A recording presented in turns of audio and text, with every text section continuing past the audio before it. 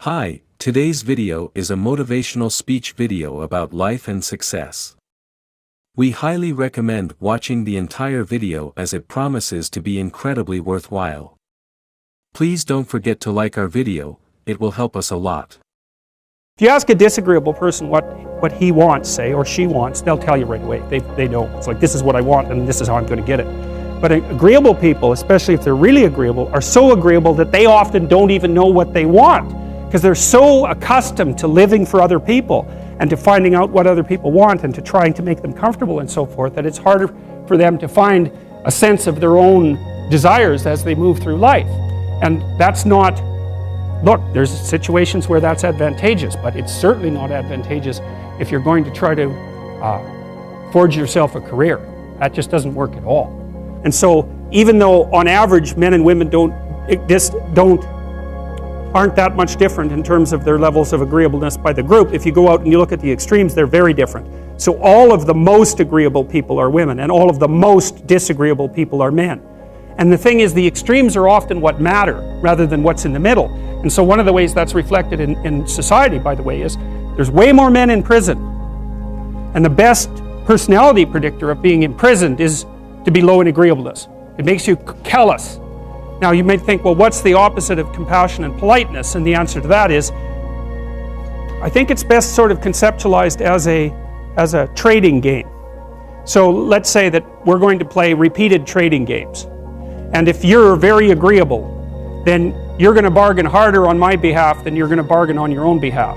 Whereas if you're very disagreeable, you're going to do the reverse. You're going to think, I'm in this trading game for me, and you're going to take care of your own interests. Where an agreeable person is going to say, no, at best this is, at worst this has to be 50-50, but I'd like to help you every way I can. One of the things you have to be careful of if you're agreeable is not to be exploited, because you'll line up to be exploited.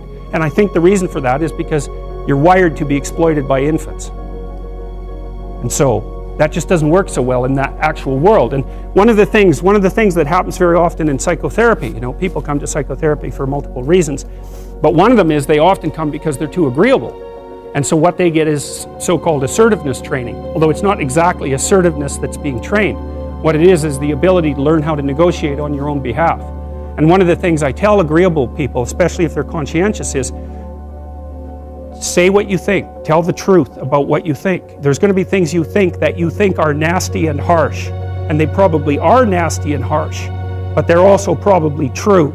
And you need to bring those up to the forefront and deliver the message. And it's not straightforward at all, because agreeable people do not like conflict.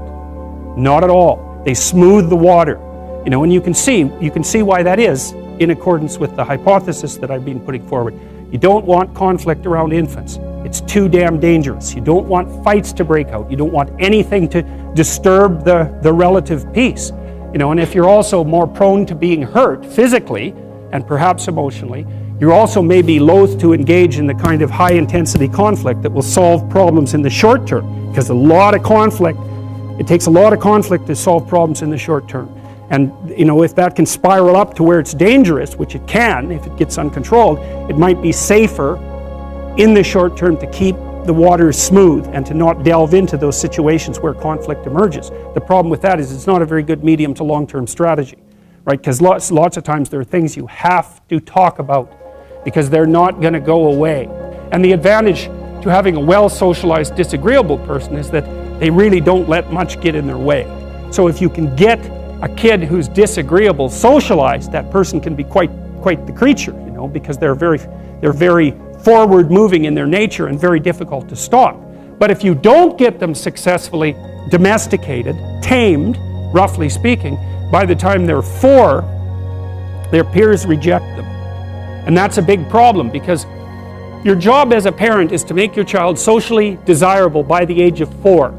Like you want to burn that into your brain, because people don't know that. That's your job. And here's why. It's easy if you think about it carefully. So you imagine you've got a 3-year-old child, so sort of halfway through that initial period of socialization, and you take that child out in public. Okay, what do you want for the child? Who cares about you? What do you want for the child? You want the child to be able to interact with other children and adults so that the children are welcoming and smile and want to play with him or her. And so the adults are happy to see the child and treat him or her properly. And if your child's a horrible little monster because you're afraid of disciplining them or you don't know how to do that properly, then what they're going to do is they're going to experience nothing but rejection from other children and false smiles from other parents and adults. And so then you're throwing the child out there into a world where every single face that they see is either hostile or lying. And that's not something that's going to be particularly conducive to the mental health or the well-being of your child. If your child can learn a couple simple rules of behavior, like don't interrupt adults when they're talking too much and pay attention and try not to hit the other kids over the head with the truck any more than is absolutely necessary, then and share and play properly, then when they meet other kids, the kids are going to try out a few little play routines on them, and that's going to go well, and then they're going to go off and socialize each other for the rest of their lives. Because that's what happens, is that from 4 years old onwards, the primary socialization with children takes place among other children. And so if the kids don't get in on that early, they don't move into that developmental spiral upwards and they're left behind. And you can imagine how terrible that is, because a 4-year-old will not play with another 4-year-old who's 2. But a 5-year-old certainly will not play with a 5-year-old who's 2, right? Because the gap is just starting to get unbelievably large.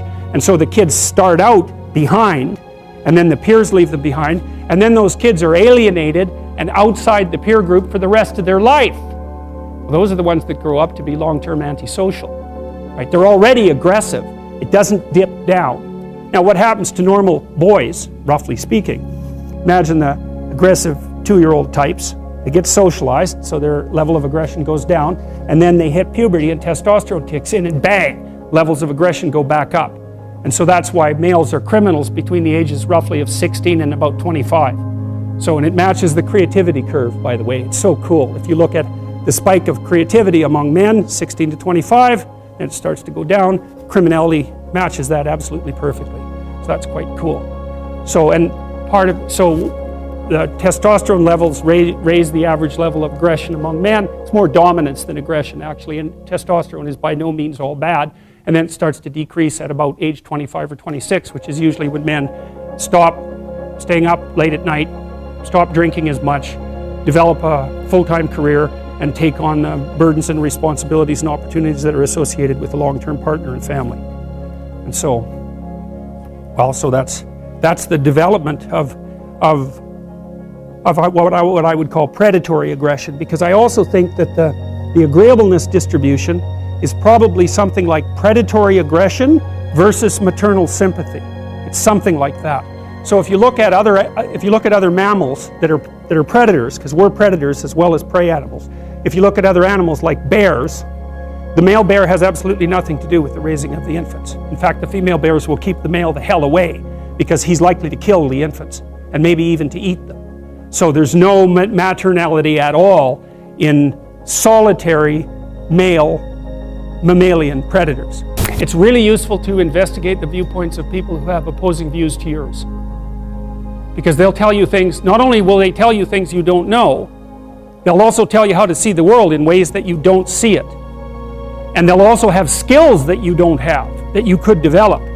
So for example, if you're an introverted person, it's very useful to watch an extroverted person, because the extroverted person has ways of being in the social world that aren't natural to you, that you can use to improve your toolkit. And if you're disagreeable, one of the best things to do with disagreeable people, especially if that's alienating them from other people, for example, because it can, people treat you like you're a selfish, arrogant son of a, maybe that's because you are. It's like, okay, so what do you do about that? One of the most promising treatments, let's say, for that is get the person to do something for someone else once a day, just as a practice, and learn how to do it. Maybe you can wake the circuit up, if you think that it's lying dormant in you, which is probably right. I think we have a very wide range of propensities within us. Some are switched on, genetic propensities. Some are switched on, but I think that if you put yourself in the right situation or walk yourself through the right exercises, you can switch some of these other things on as well. But it takes work and dedication and discipline. I would say, generally speaking, if you want to adapt yourself properly to life, you should find a niche in the environment that corresponds with your temperament. Right? You shouldn't work at cross purposes to your temperament because it's just too damn difficult. But having done that, then you should work on developing the the skills and viewpoints that exist in the space opposite to your personality, because that's where you're fundamentally underdeveloped. And that way I think you can extend out your temperamental capability across a wider range. And to me, that's roughly equivalent as bringing a richer toolkit to each situation. You know, so if you're hyper extroverted, you should probably learn to shut up at parties now and then and listen just to see what's going on, to see if you can manage it, you know. And if you're introverted, well, then you should learn how to speak in public and to learn how to go to parties without hiding in the corner and saying nothing to anyone.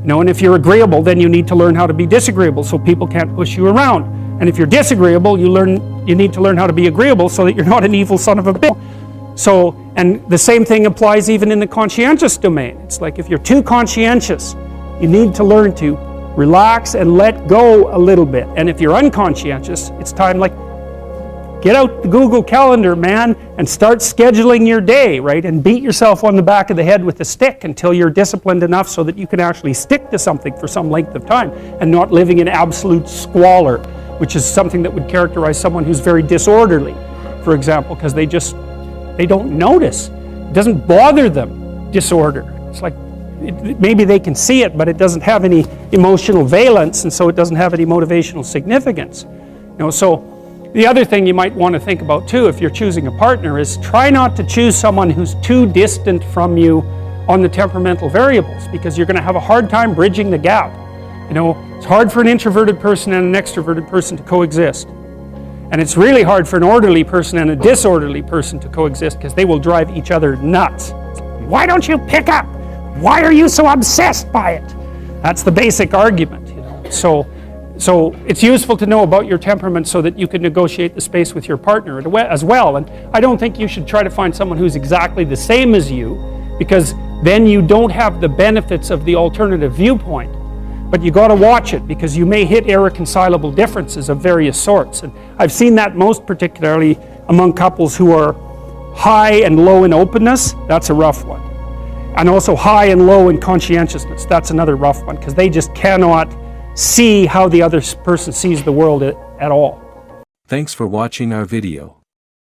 Please make sure to like our video and subscribe to our channel. It will help us a lot.